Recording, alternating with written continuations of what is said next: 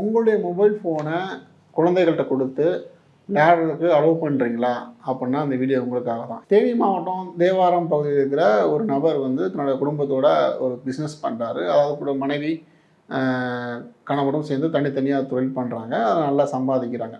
அந்த சம்பாதிச்ச பணத்தை வந்து தன்னுடைய பேங்க் அக்கௌண்ட்டில் வச்சுருக்காங்க. அதை ஜிபே, ஃபோன்பே அந்த மாதிரி நிறைய யூசேஜ்லாம் வந்து வச்சு யூஸ் பண்ணிக்கிட்டு இருக்காங்க. அப்படி இருக்கிற மொபைல் ஃபோனை வந்து என்ன செய்கிறாங்க அப்படின்னா, தன்னுடைய பிள்ளை வீட்டுக்கு வந்தோடனே தன்னுடைய பிள்ளை வந்து மொபைல் ஃபோன் விளையாட கேட்குது அப்படின்றனால கொடுத்துட்றாங்க.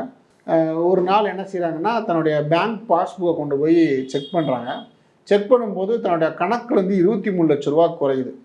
எப்படா குறையுது அப்படின்ட்டு ஸ்டேட்மெண்ட் வாங்கி பார்க்குறாங்க. குறிப்பிட்ட 9 பேங்க் கணக்குக்கு வந்து பல தவணையாக பணம் வந்து பரிமாற்றம் செய்யப்பட்டிருக்கு. உடனே இவர் என்ன செய்யணும்னா, தேனி மாவட்டத்தில் உள்ள சைபர் கிரைமில் போய்ட்டு கம்ப்ளைண்ட் பண்ணுறாரு அந்த நபர். உடனே போலீஸும் ஆக்ஷன் வேட்டில் இறங்குறாங்க. ஆக்ஷன் வேட்டில் இறங்கி பீகார் மாநிலம் பாட்னாவில் அர்ஜுன் குமார் அப்படின்ற நபரை சந்தேகப்பட்டு அவரை தேடும்போது அவர் வந்து தலைமறைவாக ஆகிறார். அப்புறம் அவரை பெங்களூரில் வந்து கைது பண்ணுறாங்க.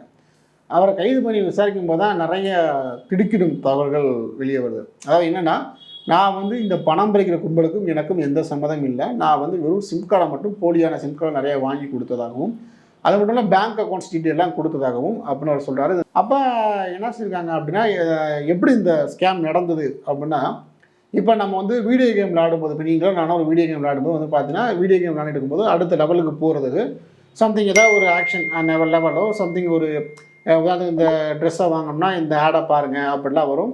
நம்மளும் ஆடை பார்த்தோம்னா நமக்கு அந்த பொருள் கிடைக்கும். வீடியோ கேமில் அந்த மாதிரி ப்ரொவிஷன்ஸ் இருக்குது. அப்போ இந்த குழந்தை விளையாடும்போது என்ன இருக்குன்னா, கேம் சம்மந்தமான ஆப்லாம் வரும்போதுனா இந்த பொண்ணும் அந்த சின்ன குழந்தையும் தெரியாமல் அந்த அப்ளிகேஷன் இன்ஸ்டால் பண்ணி வச்சிருச்சு. இந்த பேரண்ட்டுக்கும் வீடியோ கேம் விளையாடுற ஆப் தான் இன்ஸ்டால் பண்ணியிருக்கு பாப்பா அப்படின்ட்டு அவங்களும் தெரியாமல் அவங்களுடைய ரொட்டீன் ஒர்க்கு எப்பயும் போல் பார்க்க ஆரம்பிச்சிருக்காங்க. இது ஒரு நாள் 2 நாள் நடந்த ஸ்கேம் கிடையாது. இது பல மாதங்களாக கொஞ்சம் கொஞ்சமாக பணம் போயிருக்கு. சரிங்களா? இவரை வந்து தேனியில் கண்டுபிடிச்ச ஒரு நபர் பெரிய அமௌண்ட் இல்லை, கொஞ்சம் கொஞ்சமாக பல மாதங்களாக 23 லட்ச ரூபா திருடிட்டாங்க. சரிங்களா? உண்மையில் நடந்த சம்பவம். ஓகே, இப்போ இந்த பிரச்சனையை எப்படி தப்பிக்கலான்னு வந்து பார்த்தீங்கன்னா, குழந்தைகள்கிட்ட ஃபோனை கொடுக்காமல் இருக்கிறது தான் சிறந்த வழி.